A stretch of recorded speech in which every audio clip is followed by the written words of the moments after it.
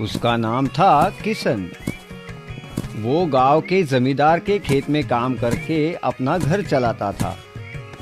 उसके परिवार में उसकी बीवी और 2 छोटे बच्चे थे। खेती के काम से मिलने वाली मजदूरी में वो जैसे तैसे अपना गुजारा करता था। किशन के घर के हालात पहले से ही ऐसे नहीं थे। किशन का खुद का भी एक खेत था जिससे उसे अच्छे पैसे मिल रहे थे। उसके पिताजी बीमार हो गए और उनके इलाज के लिए उसे वो खेत बेचना पड़ा और जमींदार के खेत में मेहनत मजदूरी करके अपने परिवार का पेट पालने लगा। ऐसे ही एक दिन खेत में काम करते हुए उसका कुदाल खेत में किसी धातु के वस्तु से टकराया। किशन को इस बात का बड़ा आश्चर्य हुआ। उसे लगा कहीं खेत में पुरखों का गड़ा हुआ खजाना तो नहीं मिल रहा।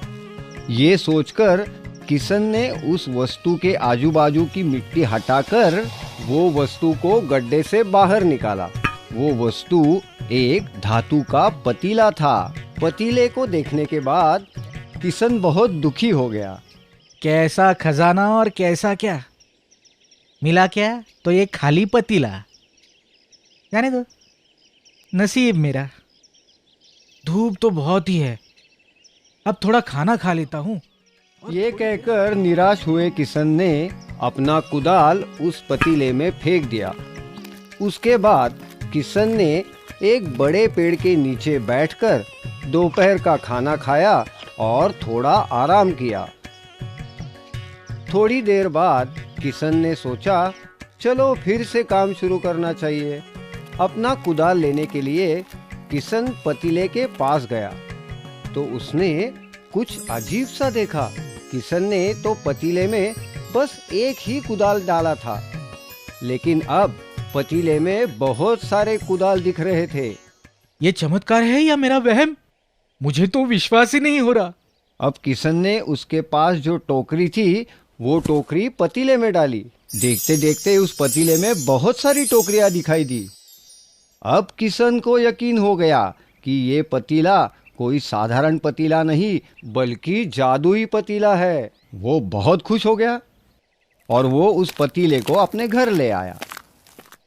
किशन उस पतीले में जो भी चीज डालता उस पतीले में उस जैसी बहुत सी चीजें बन जाती थी। फिर किशन उन चीजों को बाजार जाके बेचता था और बहुत सारे पैसे कमाता था। ऐसे करते करते किशन बहुत अमीर हो गया। फिर किशन ने कुछ गहने भी खरीद लिए और उसने जब वो गहने पतीले में डाले उसे बहुत सारे गहने मिल गए।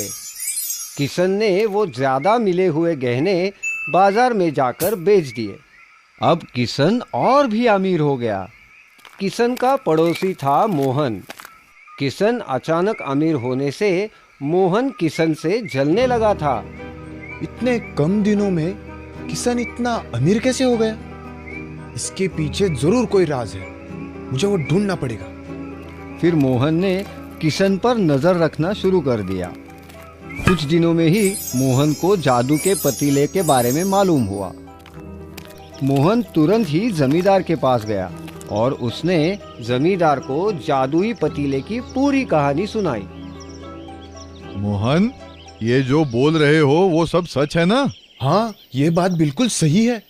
आप मुझ पर यकीन कीजिए, मैंने अपनी आंखों से देखा है। फिर जमींदार तुरंत ही किशन के घर आए और पूछा, क्यों रे किशन, मोहन बता रहा है कि तेरे पास एक जादुई पतीला है, कहाँ से चुराया रे?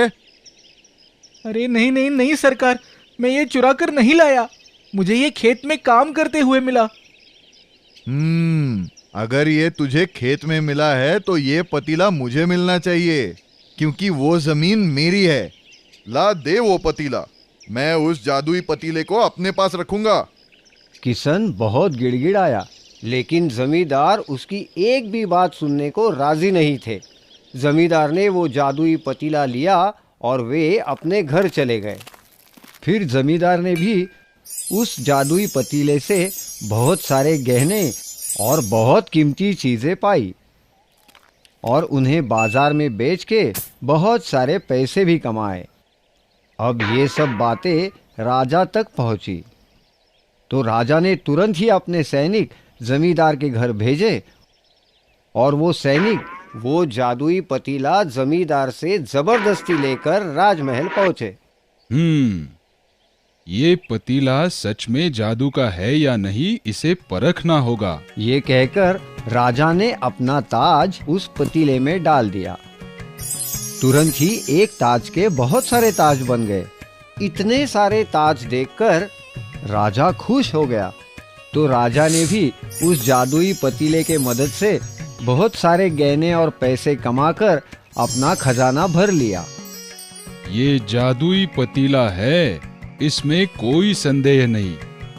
लेकिन पतीले के अंदर क्या होता है जिससे चीजें 2 गुना से भी अधिक मात्रा में प्राप्त होती है, ये देखना होगा। मैं खुद उस पतीले के अंदर जाकर देखता हूँ। राजा उस पतीले में उतर गया, लेकिन वो एक बात भूल गया कि उस पतीले में जो भी रखा जाता वो दुगने से भी अधिक मात्रा में पाया जाता।